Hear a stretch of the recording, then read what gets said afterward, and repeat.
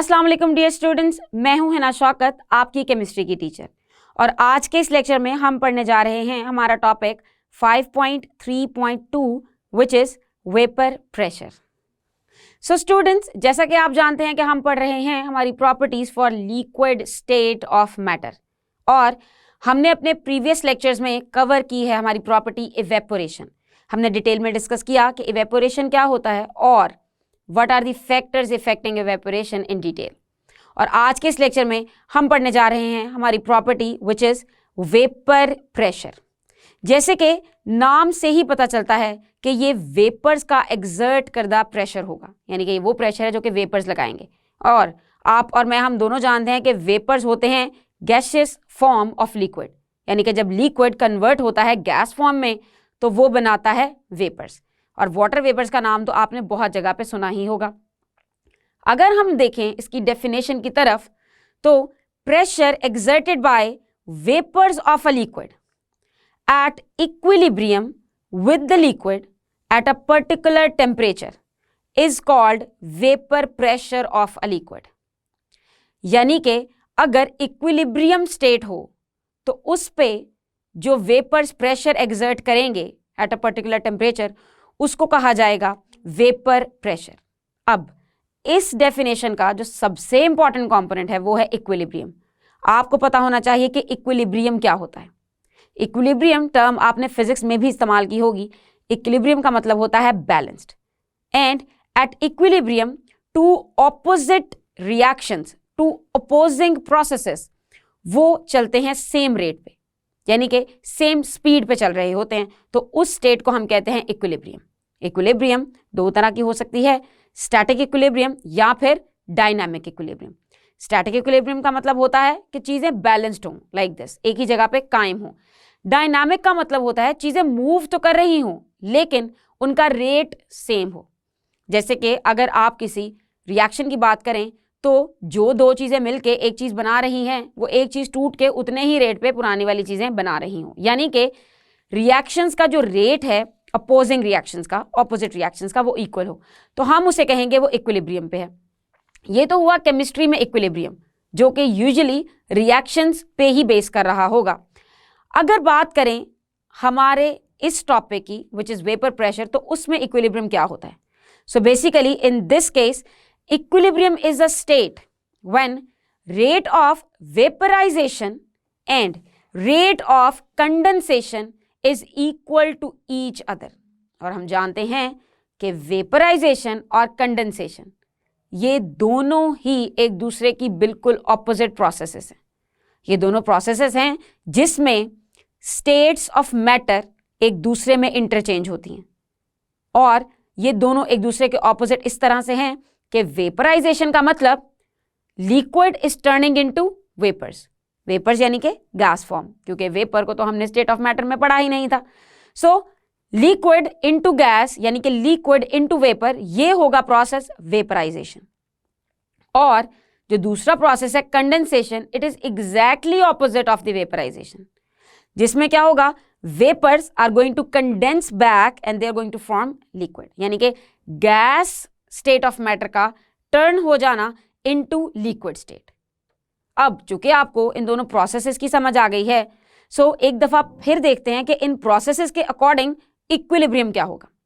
सो equilibrium ये होगा कि रेट ऑफ वेपराइजेशन, यानी जितने वेपर्स बन रहे हैं, जितने लिक्विड के पार्टिकल्स गैस में कन्वर्ट हो रहे हैं, उतने ही गैस के पार्टिकल्स लिक्विड में कन्वर्ट होंगे, यानी कि दोनों प्रोसेसेस का रेट इक्वल होगा। सो इसे हम कहेंगे इक्विलिब्रियम। आप इसे इस इक्वेशन की मदद से भी रिप्रेजेंट कर सकते हैं। As you can see, liquid और वेपर्स, इन दोनों के बीच में है इक्विलिब्रियम। वो कैसे कि लिक्विड वेपराइज कर रहा है सेम रेट पे और वेपर्स कंडेंस हो रहे हैं सेम रेट पे। नाउ अब आखिर ये वेपर प्रेशर डेवलप कैसे होता है, ये बनता कैसे है, इसका सारा प्रोसेस देख लेते हैं। As we know that from open surface of the liquid molecules evaporate, ये हमने इवेपोरेशन में डिस्कस किया था। हम जानते हैं कि लिक्विड के मॉलिक्यूल्स की कुछ ना कुछ काइनेटिक एनर्जी होती है, मगर सारे के सारे मॉलिक्यूल्स की काइनेटिक एनर्जी सेम नहीं होती। कुछ मॉलिक्यूल्स की एनर्जी एवरेज काइनेटिक एनर्जी से थोड़ी सी ज्यादा होती है, और उस ज्यादा होने की वजह से वो पार्टिकल ज्यादा मूव करते हैं, और जब वो मूव करते करते करते सरफेस पे आएंगे तो सरफेस से वो एस्केप कर जाते हैं। और एस्केप क्यों करते हैं? क्योंकि उनकी काइनेटिक एनर्जी ज्यादा हाई होती है as compare to average kinetic energy, तो वो ओवरकम करते हैं अट्रैक्टिव फोर्सेस को, और वो अट्रैक्टिव फोर्सेस हो सकती हैं इंटरमॉलिक्यूलर फोर्सेस, और यकीनन वो मुख्तलिफ तरह के लिक्विड्स के लिए मुख्तलिफ होंगी। So from open surface of a liquid molecules they evaporate and mix up with the air.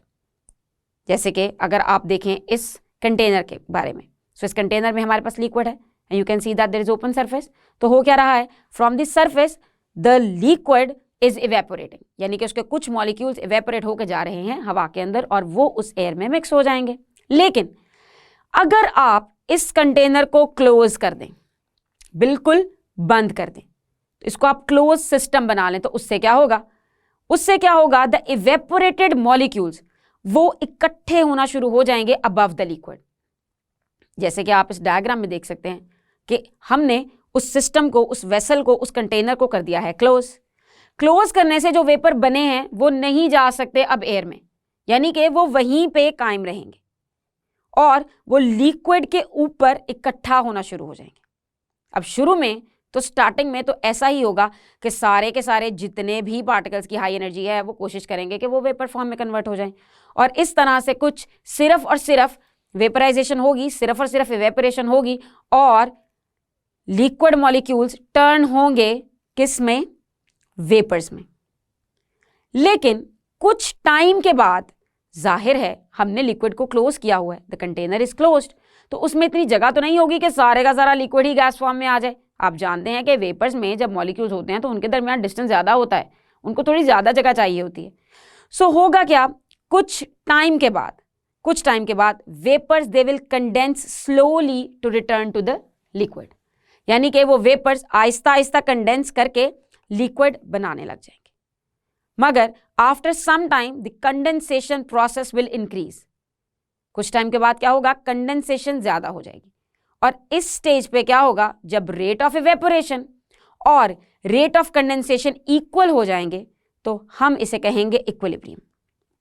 So at the stage of number of evaporating molecules they will be equal to the number of molecules coming back, यानी कि condensing molecules, और वो वापस किस form में आएंगे? In the liquid form. So इस state को हम कहेंगे डायनामिक इक्विलिब्रियम, यानी कि आपका वो जो कंटेनर था ना, उसमें दोनों प्रोसेसेस साइड बाय साइड हो रहे होंगे। As you can see that equal arrows are showing you evaporation, equal number of arrows, और equal number of arrows are showing you the condensation, यानी कि जितने मॉलिक्यूल्स वेपर्स में कन्वर्ट हो रहे हैं उतने ही मॉलिक्यूल्स वापस लिक्विड में कन्वर्ट हो रहे हैं। सो दोनों के रेट में आ गया एक बैलेंस, सो इसे हम कहते हैं डायनामिक इक्विलिब्रियम। ये तो हुई वेपर प्रेशर की बात। अब अगर देखें कि आखिर कौन से ऐसे फैक्टर्स हैं जो वेपर प्रेशर को अफेक्ट कर सकते हैं। सो vapour pressure it depends on the different factors, जिनमें 3 मेजर फैक्टर्स हम स्टडी करेंगे इस टॉपिक में, which are nature of liquid, size of molecules and temperature. ये तीनों ही बहुत इंपॉर्टेंट फैक्टर्स हैं, इनको अब हम वन बाय वन डिस्कस कर लेते हैं। So let's have a look at nature of liquid first. जब हम नेचर की बात करते हैं किसी लिक्विड की, तो वो हो सकती है पोलर या फिर नॉन पोलर। सो वेपर प्रेशर डिपेंड करता है नेचर ऑफ लिक्विड पे। जो पोलर लिक्विड्स हैं they have low vapour pressure than the non polar liquids. अब ये होता क्यों है? Because the strong intermolecular forces between the polar molecules of liquid वो वेपर प्रेशर को लो रखते हैं।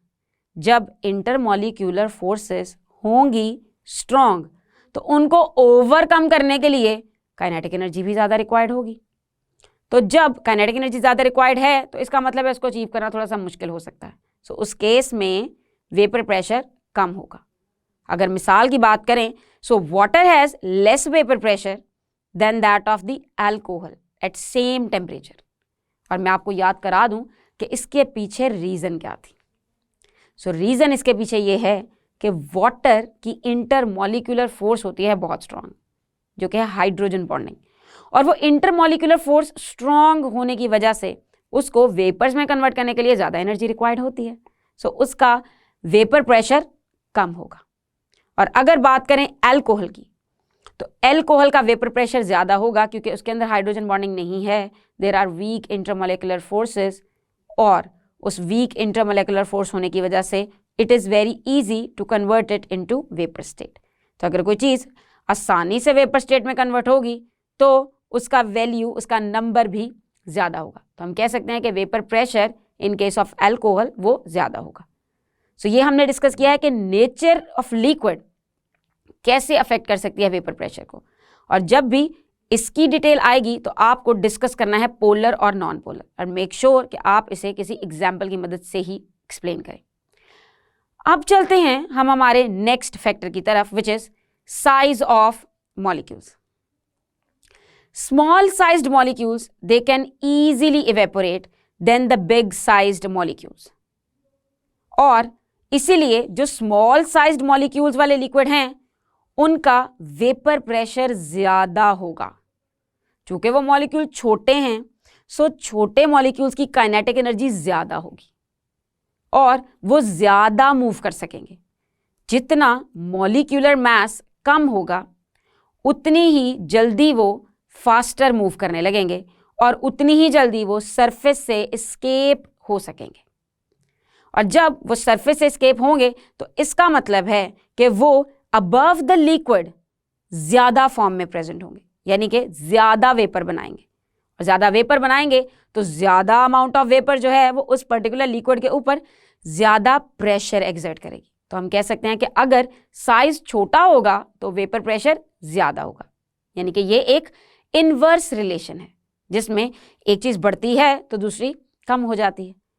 अगर हम साइज ऑफ मॉलिक्यूल्स को डिस्कस करें with the help of example, तो उसमें आपके पास आ सकती है एग्जाम्पल हेक्सेन की विद डिकेन। ये दोनों हाइड्रोकार्बन्स हैं। आपको पता है कि हाइड्रोकार्बन्स वो कंपाउंड्स होते हैं जो कार्बन और हाइड्रोजन से मिलकर बनते हैं, और ये लॉन्ग चेन कंपाउंड्स भी हो सकते हैं, इनको हम ऑर्गेनिक कंपाउंड्स भी कहते हैं। हेक्सेन के अंदर there are 6 atoms of carbon और there are 14 atoms of hydrogen, यानी कि इसका फॉर्मूला होता है C6H14। लेकिन इसके मुकाबले में अगर आप देखें डिकेन को तो उसका फॉर्मूला होता है C10H22। Hexane would be having more vapor pressure as compared to decane, and the reason is size of the molecule. अब चलते हैं हमारे next factor की तरफ, which is also very important factor, and this factor is temperature. जी हाँ, आप जब भी liquid state को study करेंगे तो most of the time temperature को तो पढ़ना ही पड़ता है। So at high temperature vapor pressure is higher. वो हाई क्यों होगा? क्योंकि हम जानते हैं कि जब टेम्परेचर इंक्रीज करता है, by increasing the temperature kinetic energy increase होती है, और जब काइनेटिक एनर्जी इंक्रीज होगी तभी तो वो ओवरकम कर सकेगी इंटरमोलेकुलर फोर्सेस की अट्रैक्शन को, और जब वो अट्रैक्शन की फोर्स को ओवरकम करेगी तभी वो मॉलिक्यूल्स कन्वर्ट होंगे वेपर्स में। इसका यही मतलब हुआ ना कि अगर टेम्परेचर बढ़ाएंगे तो उससे क्या होगा, उससे नंबर ऑफ वेपर्स भी बढ़ेंगे, क्योंकि टेम्परेचर बढ़ाने से काइनेटिक एनर्जी इंक्रीज होगी और वेपर फॉर्मेशन भी इंक्रीज हो जाएगी। वेपर फॉर्मेशन इंक्रीज होने से नंबर ऑफ वेपर्स बढ़ेंगे, हम कह सकते हैं कि वेपर प्रेशर भी इंक्रीज होगा। एट एलिवेटेड टेम्परेचर, यानी कि जब टेम्परेचर ज्यादा होता है, kinetic energy of molecules increases and enough to enable them to vaporize and exert pressure. अब अगर देखें हम मुख्तलिफ बहुत ही कॉमन यूज होने वाले कुछ लिक्विड्स के वेपर प्रेशर, तो उसमें सबसे इंपॉर्टेंट जो लिक्विड हम यूज करते हैं वो है वाटर। जी हाँ, वाटर। अब देखते हैं कि वाटर के वेपर प्रेशर का लिंक क्या है टेम्परेचर के साथ। अगर टेम्परेचर हो 0 तो वेपर प्रेशर जो वाटर वेपर्स एक्सर्ट करते हैं वो है मिलीमीटर ऑफ मरकरी में, वो आएगा 4.58। 0 डिग्री याद रहे कि वो टेम्परेचर है जिस पे वाटर फ्रीज हो जाता है, यानी कि आइस बन जाती है। अगर टेम्परेचर इंक्रीज करते हैं विच इज 20 डिग्री, तो उसमें वेपर प्रेशर हो जाता है 17.5, यानी कि इंक्रीज कर गया। अगर आप मजीद टेम्परेचर इंक्रीज करेंगे टू 40 डिग्री, तो vapour pressure would be 55.3. Now you can see that as compare to the temperature, vapour pressure is increasing in a direct proportion. मतलब जैसे जैसे आप टेम्परेचर बढ़ा रहे हैं वैसे वैसे वेपर प्रेशर भी बढ़ रहा है। और आप देख सकते हैं कि at 100 degree Celsius what is the vapour pressure? It is 760 millimetres of mercury, यानी कि 0 पे था 4.58 और 100 पे हो गया 760। So there is huge difference, यानी कि temperature can impact vapour pressure very dominantly. Temperature vapour pressure को बहुत डोमिनेंटली अफेक्ट करता है और टेम्परेचर से वेपर प्रेशर में बहुत वेरिएशन आती है। If you increase the temperature, vapour pressure is increased. If you decrease the temperature, vapour pressure is decreased. So आपको याद करनी है डेफिनेशन ऑफ वेपर प्रेशर, उसमें इक्विलिब्रियम क्या होता है and all the factors related to vapour pressure. और इसमें जो बुक की डायाग्राम है वो आपको बहुत हेल्पफुल होगी अगर लॉन्ग क्वेश्चन में ये क्वेश्चन आएगा। So make sure do not forget to draw that diagram along with the explanation, वो बहुत अच्छा इंप्रेशन छोड़ने वाली है। सो स्टूडेंट्स, आज के इस लेक्चर में हमने एक बहुत ही इंपॉर्टेंट प्रॉपर्टी डिस्कस की है फॉर लिक्विड्स, जो कि थी वेपर प्रेशर। हमने देखा कि वेपर प्रेशर क्या होता है, इसके पीछे रीजंस क्या हैं और what are the factors affecting vapour pressure. हम अपने आने वाले लेक्चर्स में कुछ मजीद प्रॉपर्टीज डिस्कस करेंगे for liquid state of matter. तब तक के लिए अल्लाह हाफिज।